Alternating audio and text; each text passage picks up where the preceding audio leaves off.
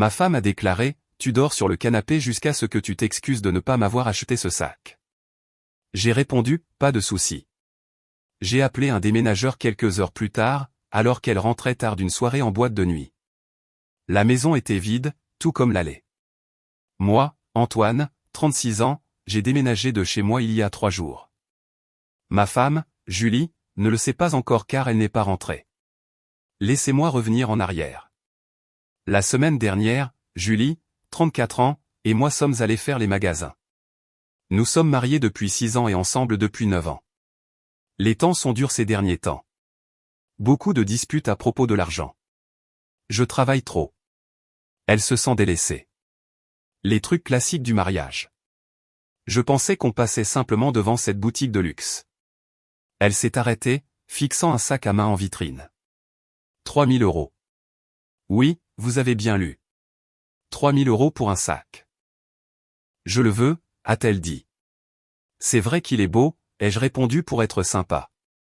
Non, je veux dire que je veux que tu me l'achètes aujourd'hui. J'ai ri. Je pensais qu'elle plaisantait. Nous avons un budget. Nous économisons pour un apport afin d'acheter une maison plus grande, car nous sommes locataires. Nous étions d'accord là-dessus. 3 000 €, c'est la moitié de notre objectif d'épargne mensuelle. Chérie, ce n'est pas dans le budget. Peut-être pour ton anniversaire. Mauvaise réponse, apparemment. Elle est devenue silencieuse. Un silence de mort. Nous sommes rentrés en voiture. Elle n'a pas dit un mot. Je pensais que ça lui passerait. Ce soir-là, elle a remis ça sur le tapis. Elle a dit que son ami venait de recevoir le même sac de son mari. Elle a dit que je ne la valorisais manifestement pas. Elle a dit que si je l'aimais vraiment, je voudrais qu'elle ait de belles choses. J'ai expliqué à nouveau que nous économisions pour une maison, que 3 000 € c'est une somme énorme pour un sac, et que nous avions des objectifs financiers communs. Les autres maris achètent des choses chères à leurs femmes, a-t-elle dit. Les autres maris ont peut-être des situations financières différentes, ai-je répondu. C'est laquelle a lâché la bombe, tu dors sur le canapé jusqu'à ce que tu t'excuses et que tu m'achètes ce sac. Je l'ai fixé. Pardon? Tu m'as bien entendu. Sur le canapé jusqu'à ce que tu t'excuses de m'avoir humilié et d'être un radin. Je ne suis pas radin. Je gagne bien ma vie en tant qu'artisan électricien, environ 70 000 € par an. Elle travaille à temps partiel dans une boutique de vêtements, elle rapporte peut-être 20 000 €. On partage les factures proportionnellement. Je paie plus parce que je gagne plus. C'était son idée. En fait, elle disait que c'était juste. Mais 3 000 € pour un sac alors qu'on essaie d'épargner? Non. D'accord, ai-je dit. Pas de problème. Je prends le canapé. Elle avait l'air surprise. Je pense qu'elle s'attendait à ce que je cède. Au lieu de cela, j'ai pris mon oreiller et une couverture, je me suis installé sur le canapé et je me suis endormi. Le lendemain matin, elle était toujours glaciale, me parlait à peine. Je suis allé travailler, je suis rentré. Elle se préparait pour sortir avec des amis. Où vas-tu, ai-je demandé. Je sors. Puisque mon mari ne m'apprécie pas, je vais trouver de la reconnaissance ailleurs. Drapeau rouge? Oui, mais j'étais fatigué. D'accord, amuse-toi bien. Elle est partie vers 20 h. J'ai attendu jusqu'à 21 h, puis j'ai passé quelques coups de fil. Mon pote Marc dirige une entreprise de déménagement. Il me devait une faveur depuis que j'avais refait l'électricité de sa maison pour pas cher. Je l'ai appelé. Et mec, question bizarre. Tu peux m'aider à bouger des trucs ce soir? Ce soir? Genre maintenant? Ouais. Faut que ce soit fait avant demain matin. Il a demandé ce qui se passait. J'ai expliqué. Il a ri puis a dit, carrément, je t'aide. Ça va être épique. À 22 h, lui et 2 gars de son équipe ont débarqué avec un camion. On a commencé à charger. Voilà le truc. La maison qu'on loue, le bail est à mon nom uniquement. Elle a emménagé après notre mariage, mais le bail était déjà le mien. Les meubles m'appartenaient pour la plupart avant le mariage où c'était des trucs que j'avais achetés.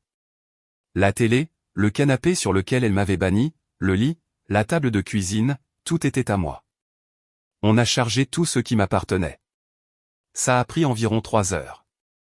Je lui ai laissé ses vêtements, sa voiture, quelques ustensiles de cuisine qui étaient des cadeaux pour elle, et le matelas gonflable du garage. Sa voiture était dans l'allée. J'avais ma camionnette. Je l'ai chargée aussi avec mes outils, mon matériel de travail, mes affaires personnelles. À 1h30 du matin, la maison était vide à l'exception de ses affaires et de ce matelas gonflable au milieu du salon. J'ai laissé les clés sur le comptoir de la cuisine avec un mot, puisque je dors sur le canapé de toute façon, je me suis dit que j'allais le prendre avec moi. Le bail se termine dans 30 jours. Bonne chance pour le sac. J'ai conduit jusqu'au garde-meuble de mon pote, j'ai tout déchargé, puis je suis allé chez ma mère. Elle a une chambre d'amis. Elle m'a dit que je pouvais rester aussi longtemps que nécessaire. Ma femme m'a envoyé un SMS vers 2h du matin, je rentre tard, je dors chez une copine.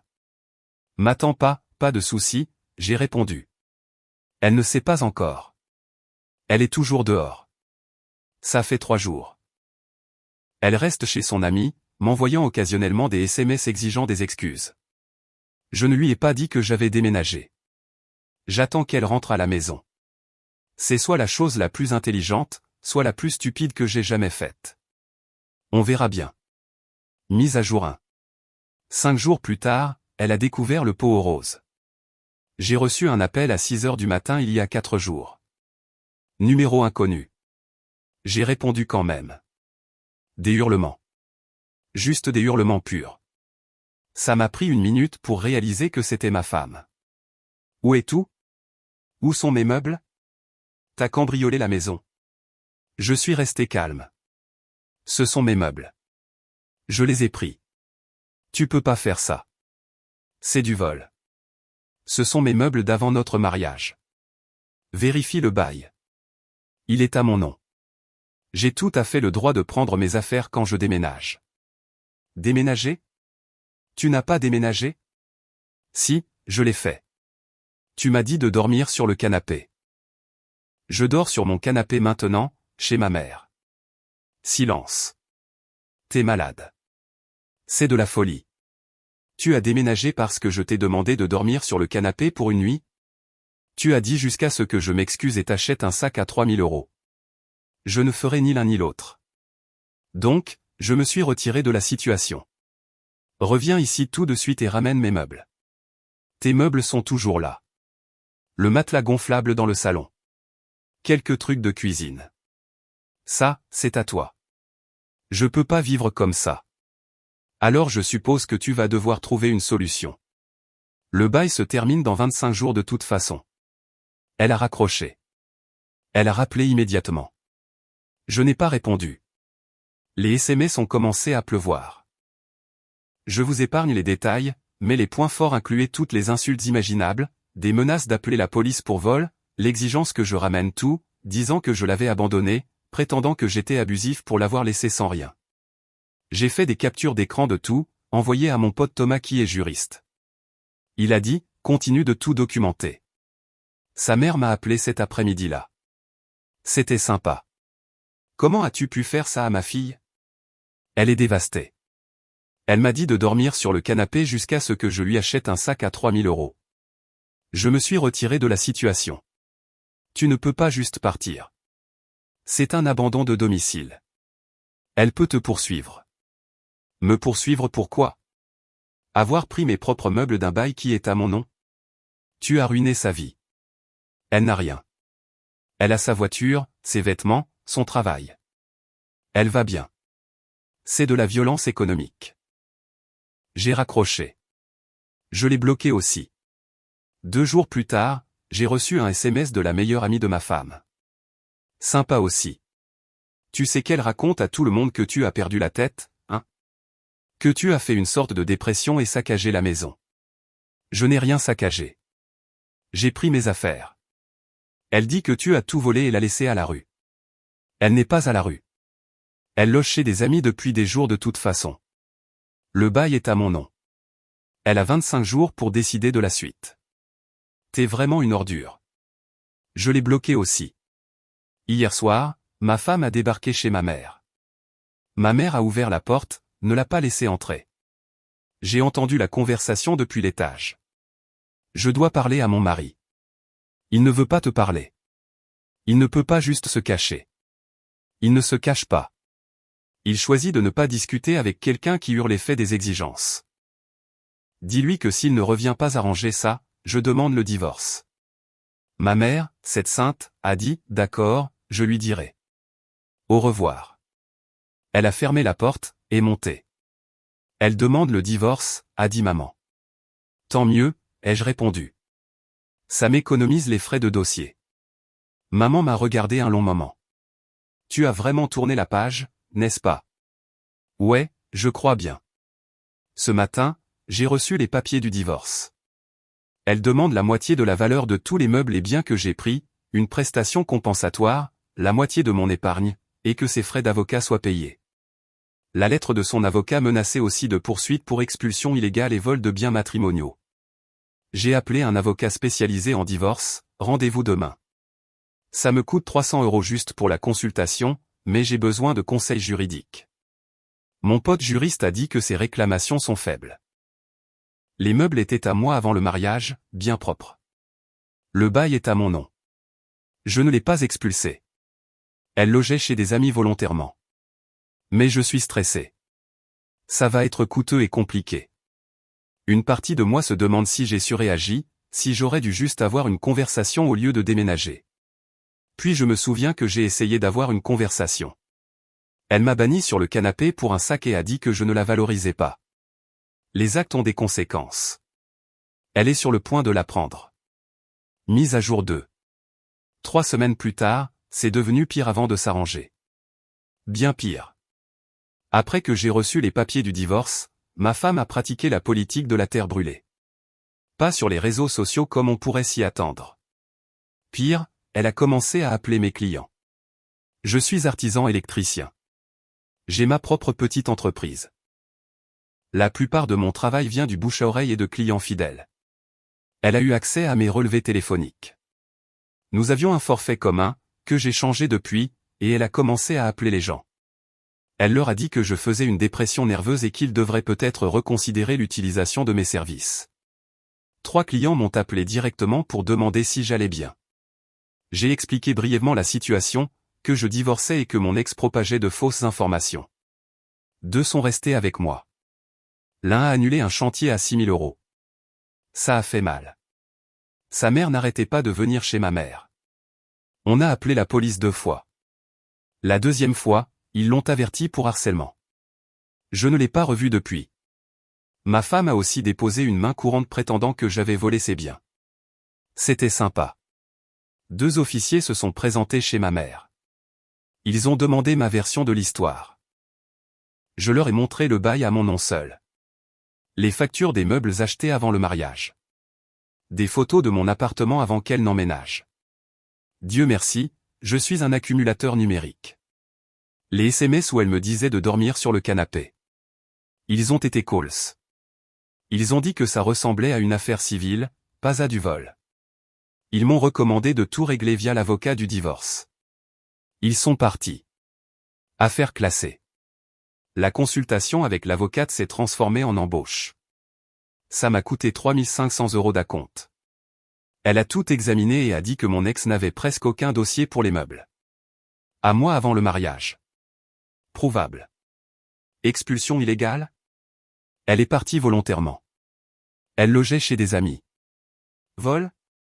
Voir ci-dessus. Mais, et c'est là le hic, nous vivons sous un régime matrimonial avec des lois spécifiques. Même si les meubles étaient à moi avant le mariage, elle pourrait potentiellement réclamer une certaine valeur pour l'usage et l'entretien pendant le mariage. De plus, la prestation compensatoire est sur la table. Nous avons été mariés 6 ans. Elle gagne beaucoup moins que moi. Je pourrais devoir une pension alimentaire temporaire, devoir de secours. Mon avocate m'a conseillé de 1. Laisser le bail expirer. Il restait 15 jours à ce stade. 2. Proposer un règlement à l'amiable pour en finir vite. 3. Ne pas communiquer avec elle en dehors des avocats. Nous avons fait une offre, 8 000 € de règlement en espèces. Elle garde sa voiture, que j'ai aidé à payer l'année dernière. Il restait 4 200 € de crédit, maintenant tout est à elle. Et je prends un coup sur le partage de l'épargne. En échange, pas de prestations compensatoires. On en reste là. Son avocat a rejeté l'offre. Il a contre-attaqué avec 25 000 € plus une pension de 800 € par mois pendant 2 ans, plus ses frais d'avocat. Mon avocate a dit qu'on se verrait au tribunal. Pendant ce temps, le bail a expiré. Le propriétaire a fait l'état des lieux, a vu que l'endroit était vide à part un matelas gonflable et quelques ustensiles. Il m'a appelé. Qu'est-ce qui s'est passé ici? Divorce. J'ai déménagé mes meubles. Elle loge chez des amis. Le bail est fini.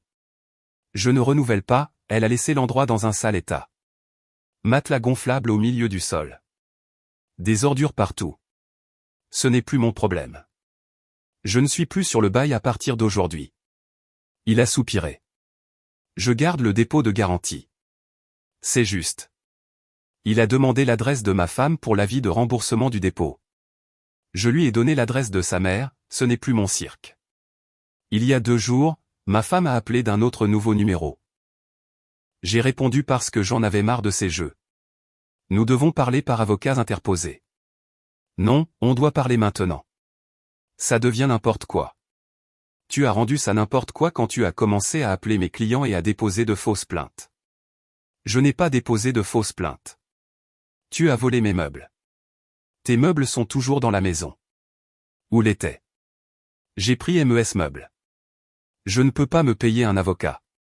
Je ne peux rien me payer. Tu sais ce que tu m'as fait? Je sais ce que tu t'es fait à toi-même.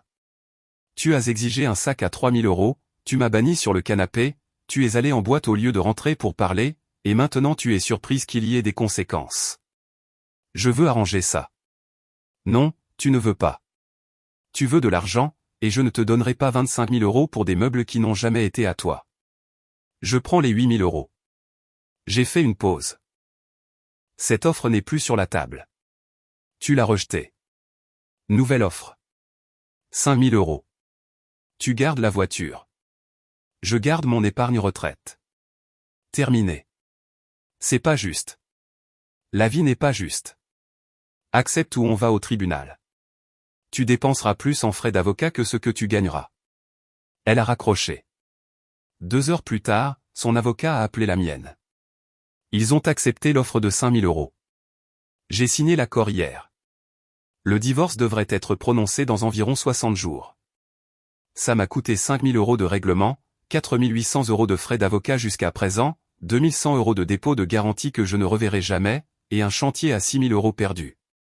Total environ 18 000 €, mais j'ai fini. Pas de pension, pas de paiement continu, plus de drame. Dernière mise à jour. 2 mois plus tard, divorce prononcé il y a 3 semaines. C'est fini. Le règlement s'est passé sans problème.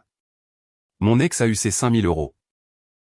Je lui ai cédé la voiture, dont elle avait besoin pour travailler, et nous avons partagé un petit compte d'épargne commun. Nous avions 800 € au total, donc 400 € chacun. J'ai gardé mon épargne personnelle, mes outils, mon camion, tous mes meubles. Elle a gardé ses affaires personnelles et tout ce qui restait dans la location après que le propriétaire l'ait jeté. Coût total pour moi, environ 19 000 € tout compris, incluant les frais d'avocat et le dépôt de garantie perdu. Ça aurait pu être pire.